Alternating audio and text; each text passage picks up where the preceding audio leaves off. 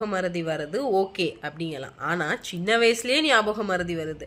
ஒரு குழந்தை ஒரு இடத்துல ஒன்றை வச்சுட்டு திரும்ப அதை எங்கே வச்சோன்னு யோசிச்சுட்டு இருக்கு. அப்போ இதுக்கெல்லாம் காரணம், முதல் காரணம் என்ன தெரியுமா? அதிகப்படியான மொபைல் பார்க்குறது.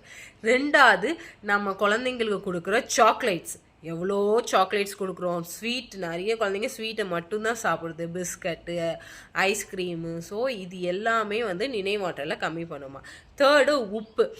சரி, உப்பாவது ஓகே ஒத்துக்கலாம். பட் உப்பும் அதிகப்படியாக எடுக்கும் போது நினைவாற்றலை கம்மிப்படுது. அதனால தான் என்ன சொல்லியிருக்காங்க, குழந்தைங்களுக்கு உப்பும் சீனியும் கொடுக்காதீங்க அப்படிங்கிறத சொல்லியிருக்காங்க. அதுக்கப்புறம் இயர்பட்ஸ் குழந்தைங்க போகிறதில்ல. பட் பெரியவங்க ரொம்ப இயர்பட்ஸ் யூஸ் பண்ணுறீங்களா, அதிகப்படியாக யூஸ் பண்ணாலுமே உங்களுக்கு நினைவாற்றல் கம்மியாகுமா.